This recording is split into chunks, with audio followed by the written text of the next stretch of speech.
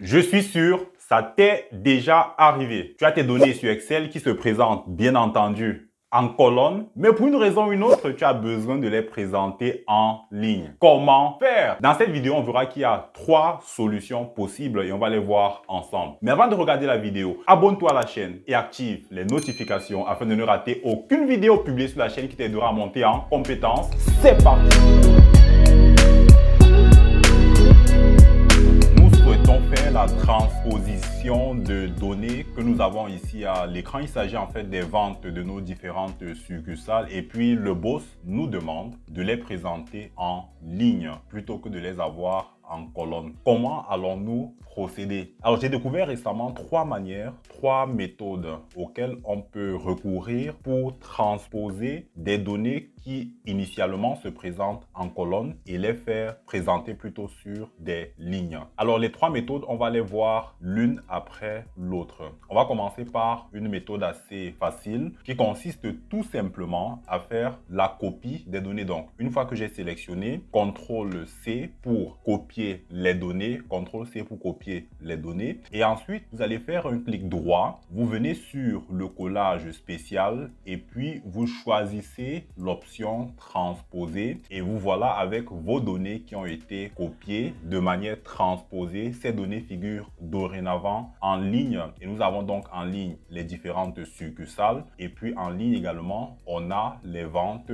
en valeur. Mais le désavantage de cette méthode, c'est qu'il n'y a pas de liaison entre le résultat de notre transposition et le tableau initial. Cela signifie que si je viens modifier une information ici, il n'y a pas de répercussion dans le tableau de destination. Donc, je fais CTRL-Z pour annuler l'information que je viens de modifier. Et puis, je vais supprimer ceci à l'aide de la touche supprime. Et on va à présent voir une deuxième méthode. Cette fois-ci, on va se servir d'une fonction Excel qui permet d'effectuer une transposition de ces données. La fonction, eh bien, c'est la fonction transpose, n'est-ce pas? Je double-clique dessus. La fonction transpose a un seul argument. Cet argument, c'est le tableau qu'il va devoir transposer. Donc, je peux sélectionner les différents éléments composant le tableau que je souhaite transposer. Je ferme la parenthèse, je valide. Alors, ça ne marche pas. Ce qu'il faudrait faire en réalité, au départ, avant de recourir à la formule transpose, il faut déjà sélectionner les lignes sur lesquelles on va faire cette transposition. Donc, une fois que j'ai sélectionné, je tape donc égal transpose.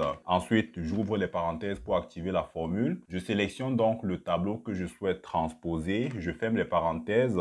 Et puis, plutôt que de taper Entrée, je vais me servir des touches Shift Control ou plutôt Control Shift Entrée. Et puis, j'ai donc mon tableau qui est transposé. Lorsque j'analyse mon tableau, je me rends compte qu'il y a une ligne que je n'ai pas pris en compte, la dernière, celle de la succursale Bafoussam. Comment est-ce que je vais faire pour l'ajouter à mon tableau? Je peux donc faire cette copie sur la droite afin d'intégrer ma dernière ligne, sauf que ce n'est pas exactement cette information que j'ai. Alors, il faut venir modifier les paramètres de cette formule. J'intègre donc Bafoussam et puis CTRL SHIFT Entrée.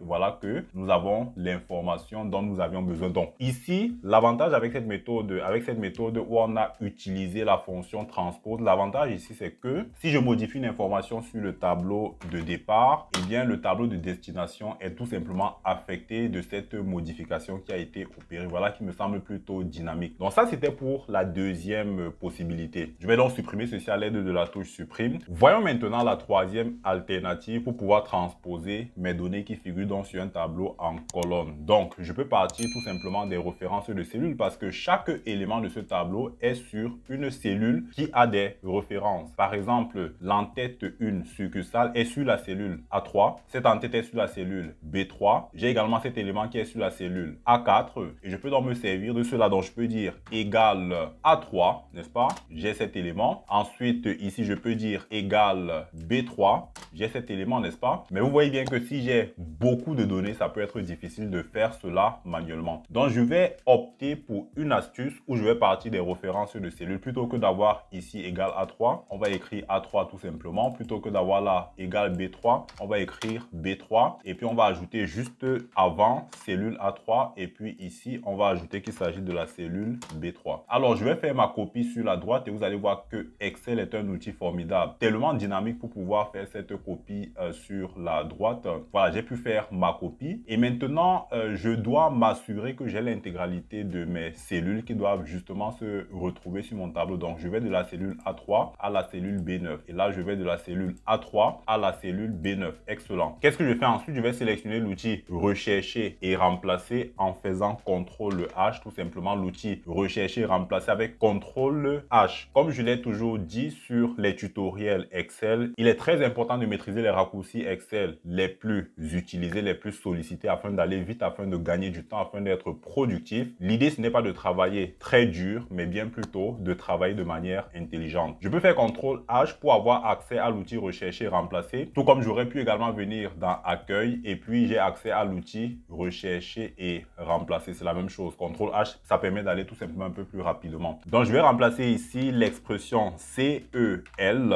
par égal afin qu'on ait tout simplement pour chacune de ces cellules-là une formule qui va remplacer les informations initiales dans la présentation que nous avons ici en sélection. Donc, je remplace CEL par égal, remplacer tout et bingo, nous avons notre tableau qui est bel et bien une transposition du tableau initial. Alors, à telle enseigne que je peux venir ici faire une modification et puis j'aurai ma répercussion dans le tableau de destination. Donc, voilà pour ce qui est de la transposition des données. Je pense qu'à présent, vous pouvez tout simplement faire le choix entre les trois méthodes qui ont été présentées dans cette vidéo afin d'avoir un outil qui vous permet de transposer facilement vos données. Merci encore d'avoir regardé cette vidéo jusqu'à la fin. J'espère qu'elle t'a plu. Et si tu n'as pas encore regardé la vidéo, les 10 fonctions Excel qu'il faut maîtriser en tant que comptable, c'est juste là. Clique sur ce lien pour avoir accès à cette vidéo. Les 10 fonctions Excel à maîtriser en tant que comptable. Si tu n'es pas encore abonné à la chaîne, qu'est-ce que tu attends?